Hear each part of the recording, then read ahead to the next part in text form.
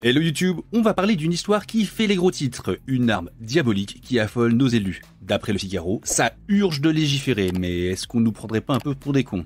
On va décortiquer cette news, vous êtes prêts? C'est parti.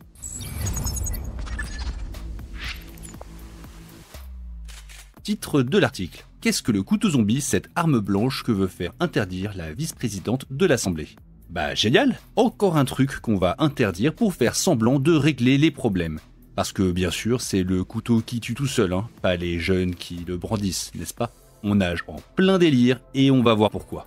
Allez, on rembobine. Selon le Figaro, les couteaux zombies sont dans le collimateur des autorités françaises. Pourquoi? Parce que Naïma Mouchou, présidente de l'Assemblée nationale, membre du groupe Horizon, et François Ravier, ex-préfet de Savoie, ont pondu un rapport remis à Matignon le 28 mai. Leur constat?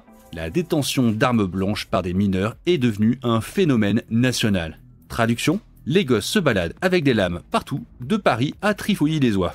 Alors, ces couteaux zombies, c'est quoi exactement?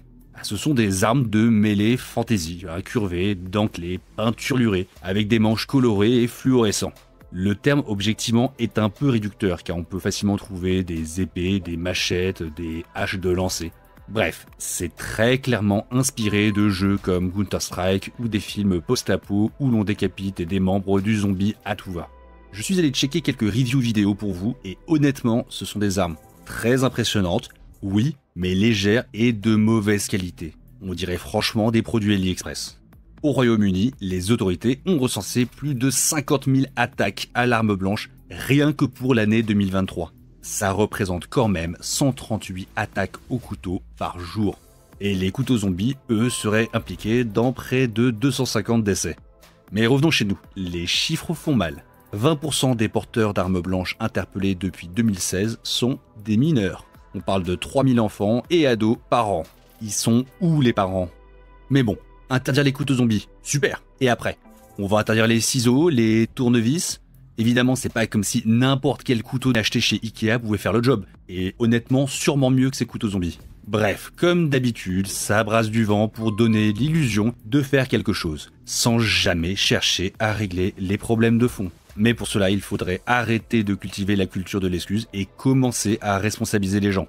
Exiger un comportement exemplaire des étrangers présents sur le territoire, être intransigeant avec les criminels et délinquants français, bref, redonner du sens et de la valeur à la sanction. Et vous, comment régleriez-vous le problème? J'ai hâte de lire vos propositions en commentaire. Si vous en avez marre de voir nos rues se transformer en Battle Royale pendant que nos élus jouent les autruches, abonnez-vous pour montrer votre soutien. Likez, partagez, faites tourner cette vidéo pour qu'on arrête enfin de prendre les Français pour des idiots. Ensemble, on peut faire bouger les lignes. Alors on compte sur vous.